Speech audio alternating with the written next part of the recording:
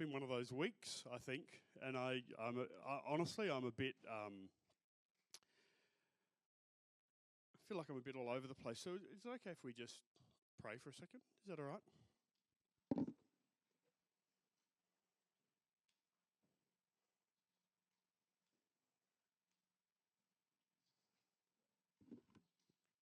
Um,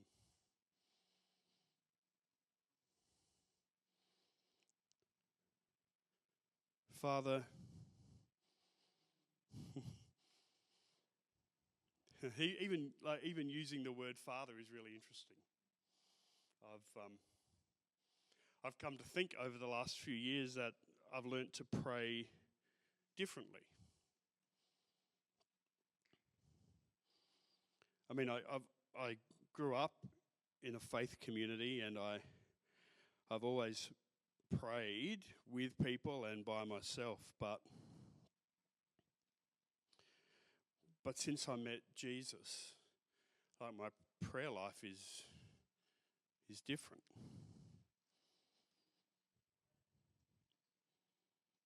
In fact, so much is different since I met him. I remember the day like it was yesterday. It was so clear. There I was with my brother, and we were just on the beach, and we just finished work for the day, and I mean, I'd heard about Jesus, and I'd heard some of his teaching, and I was intrigued by it. But he just came walking up. He was with Andrew and Peter. They were friends of ours. They used to fish just next to us, and we'd done a lot of stuff together for years. But he'd been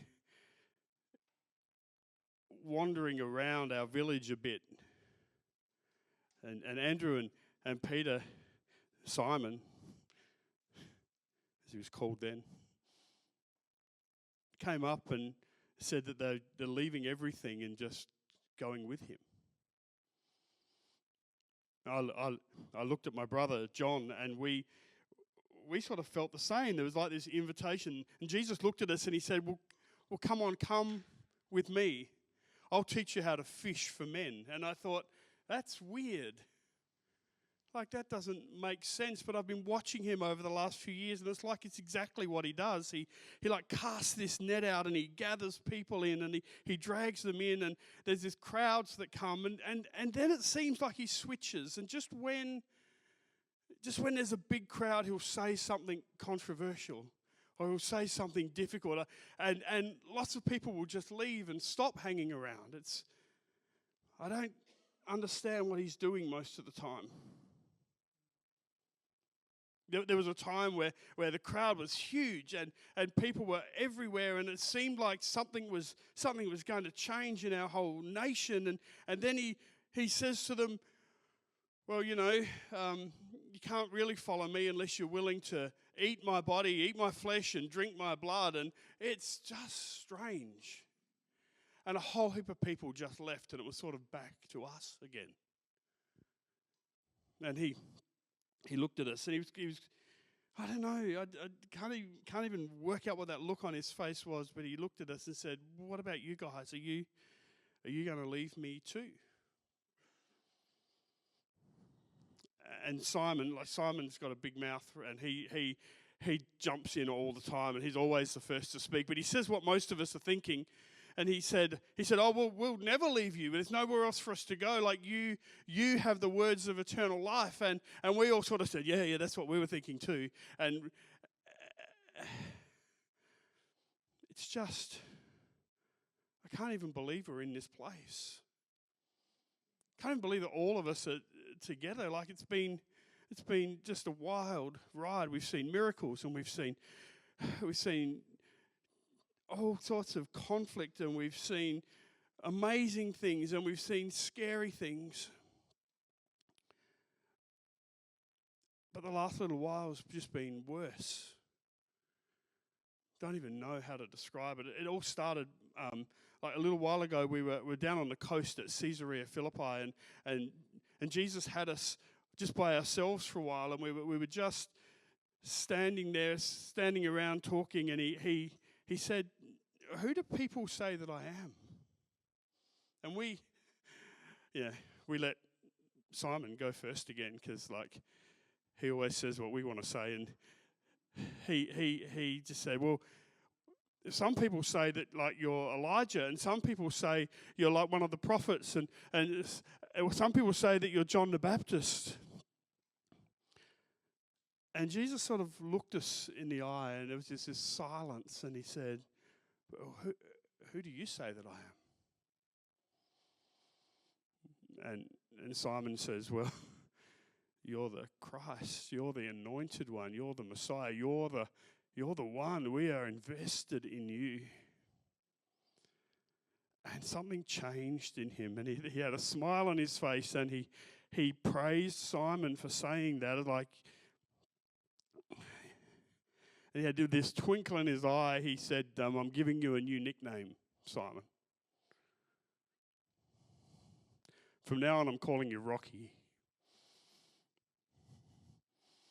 I mean, it's a Greek word, and it means Peter. Some people call him Peter, but we call him Rocky. And from that moment, something shifted in Jesus, and he became determined. And he said, like, we're now going towards Jerusalem, and we're going to head into something that's going to change everything. But to do it, I'm going to have to die. And like Rocky jumps straight in and says, "No, that's not going to happen." And he went from being like the favourite to the least favourite in a second. Jesus just told him off and said, "You don't know what you're talking about."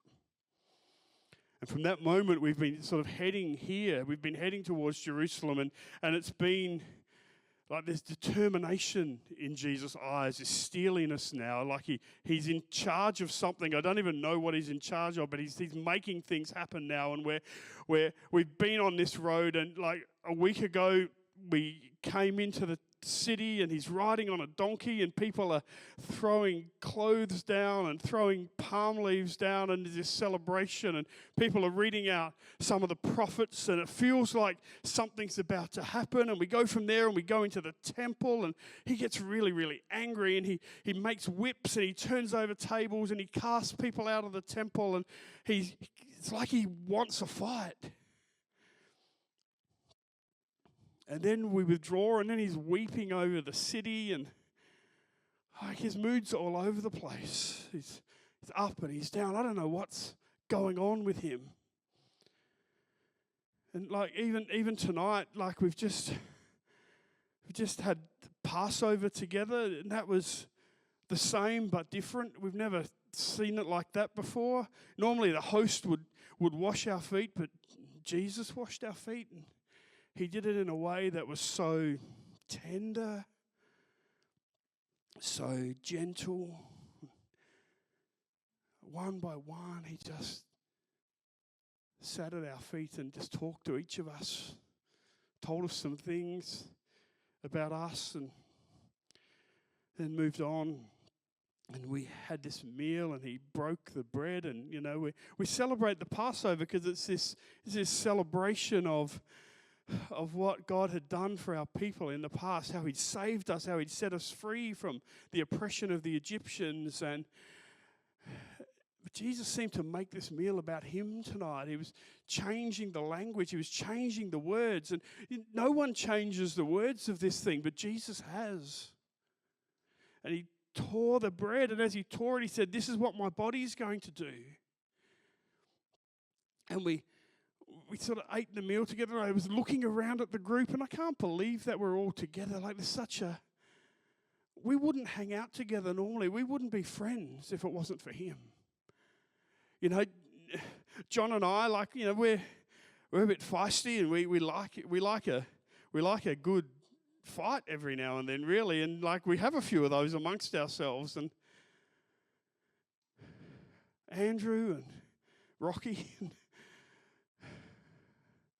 Matthew, our tax collector. Unbelievable, Matthew. Like we know him. We've known him for a long time. He used to collect our taxes.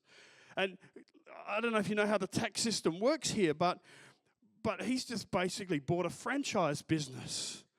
And he just pays the Romans what they want. He can collect whatever he wants. It doesn't matter how much he charges. So we had to pay tax on every fish that we caught. We had to pay tax to walk past his booth on that part of the road. And he was making a lot of money out of that. And one day Jesus saw him, and we knew this was going to be it. Like Jesus was going to confront him about how he was oppressing his people. And Jesus said, "Why don't you come and follow me?" And we all just went, "What?" And he did.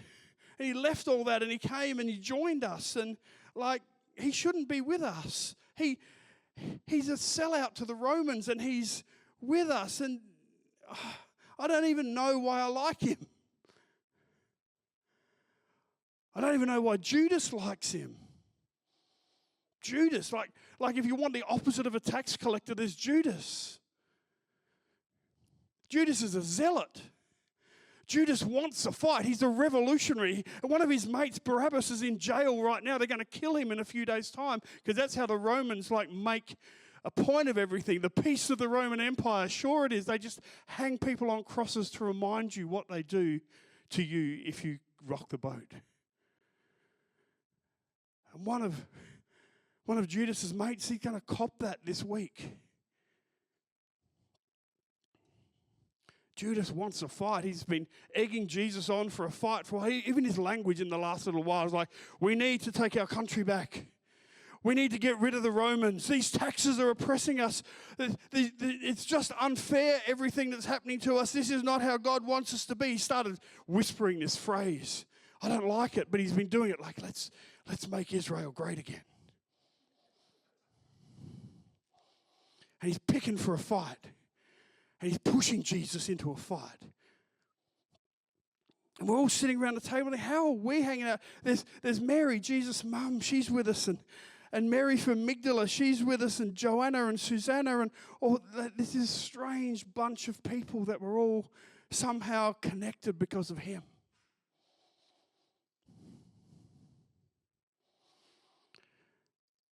And as the Passover meal went on, like it felt like the mood just got heavier and heavier, and like there was this weight descending on Jesus, on all of us. We all were feeling it. And then Jesus says, one of you is going to betray me tonight. And Rocky, he did his normal thing. He said, "So it's not going to be me, is it?" And we all went, "Well, yeah, if he's doing that, we'll do it too." So, no, it's not going to be me, is it? And we all went around the room, "Oh, it's not me, oh, it's not me, it's not me." And Judas says, "It's not me," and the room just went quiet. And Jesus just looked at him and said, "It's you. Whatever you got to do tonight, just go and do it quickly." And I don't know, somewhere in the next while, we looked around and Judas was gone. I don't even know where he is, but he's not with us anymore. Don't know what he's doing. We finish up and Jesus says it's time to go and pray, and we know what that means. He wants us to come here. This is the place he always comes to. This is his favourite spot. We've been here often before. It's this olive grove, and it's called Gethsemane. It means, in our language, it means the place of pressing olives, the grape press, the oil press. And we've been here before, like we all just go and there's a cave with all the olive press in it, and we just go and hang out in there and we sleep and Jesus prays all night. So we all started piling into the cave, and he said to me and to John and to Rocky, come with me. And he just looked like the whole weight of the world is on his shoulders. And so we left the others and walked a bit further into the olive trees, and he said, "Look, would you just sit down here and just be with me?" And I've never seen him look so distressed. It's like he's carrying. I can't even describe it. It's like all the bad things of the world have just been lumped on him. It's like he's carrying all the things that are wrong with the world, and he's trying to hold it on his own shoulders, and he's weighed down by it, and he left us, and he went just a few paces more, and he sort of fell to the ground, and he just started praying, and we could hear him. He's, Father, Father, there's that word again. Abba. It's not like a distant God. It means like my dad, my closest, intimate Father. He's teaching us to pray in such a different way. When we asked him to teach us, how do we pray like you? He said, start like this. Abba. Daddy, God who is near. And I can hear him, and he's sighing, and he was weeping, and he called out, God, you need to help me. I can't do this. And then there's this figure just appears. I think it was an angel. Someone from heaven come to minister to him. It's not unusual. We've seen that before. There was a time that me and John and Rocky went with him up on another mountain, and he was praying, and Elijah and Moses appeared. Like, it was incredible. He's just so close to heaven. He has to be the one. He has to be the one that God is sending, but it just doesn't make sense right now. We've invested so much in him. We've given up everything to follow him. And I'm watching him crumpled in a heap, asking God for it to stop and for him to get out of it. And then he just sort of whispers, not my will, but yours. This surrender. Whatever's going to happen is going to happen. And while it felt like everything was happening to him, it also felt like he was in control of it. And the heaviness was just there, and I could feel my eyes closing, and the next thing I know, he's shaking us, waking us up, and he's talking to Rocky, and he does that when he wants to talk to all of us too. Like, you know, he says, can't you even stay awake for an hour? I'm in great distress, and I need you, and all you're going to do is fall asleep. Can't you just stay awake and watch with me? And we promised that we would, and we sat up and we watched him just go off again, and the same thing, falling to the ground, and he's just, his face, like he'd been weeping, and there's tears and dirt, and it's made mud all over his face, and it even looks like his sweat's blood, like I've never seen him look like that. Sweat and blood and tears and mud all mixed together. He doesn't look like he normally looks. And his weight is just getting heavier, and we can feel it.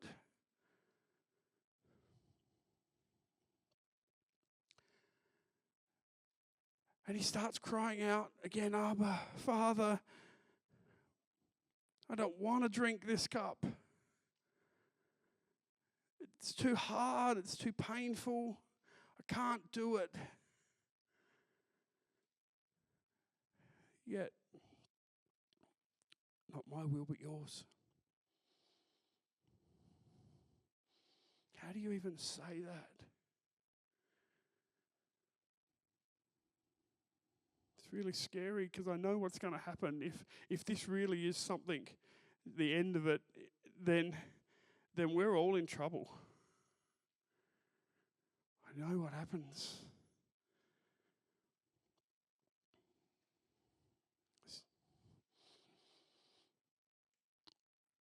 And then he's waking us up again. How do we even fall asleep like that? How especially us, Rocky and John and I, like we are like his best friends. Like he's not our teacher. He's like our brother.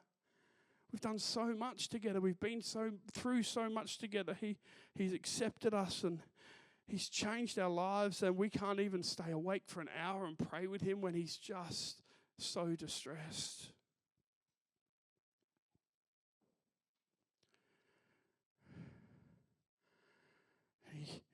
just a minute or two ago, he shakes us awake, and he's got this look in his eye now. It's like,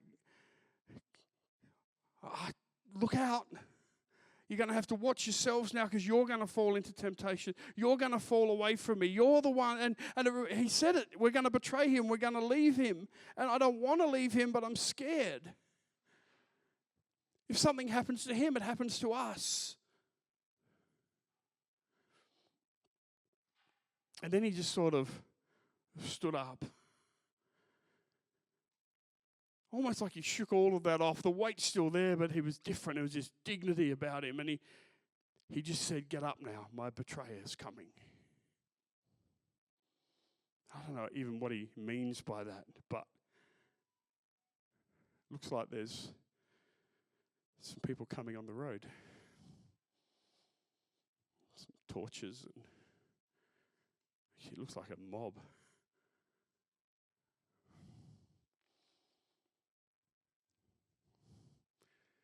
Looks like some of the priests, the temple guards. How do they even find us? I mean, we come here all the time. Anyone that knows Jesus would know where we'd be tonight. If he wanted to pray, this is where we would be. Is that Judas? What's Judas doing with the temple priests and the guards? He's bringing them here. Oh, this is getting really real now. Like, if they arrest him, they're going to arrest us. Whatever happens to him is going to happen to us. And I said I wasn't going to leave him, but I'm really scared now. I don't know what to do. Is he the Messiah? Is he the one? Is he really who he says he is? Everything seems to point that way, but maybe this is just Judas's trick. I know he wants Jesus in a fight. Maybe he thinks if he can provoke Jesus, then Jesus will start the fight and the war will happen and we'll kick the Romans out. Maybe that's what he's doing. Maybe he's just trying to stir Jesus into doing something.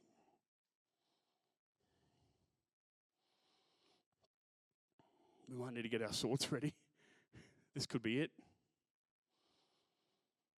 This could be the start of the war. I don't know.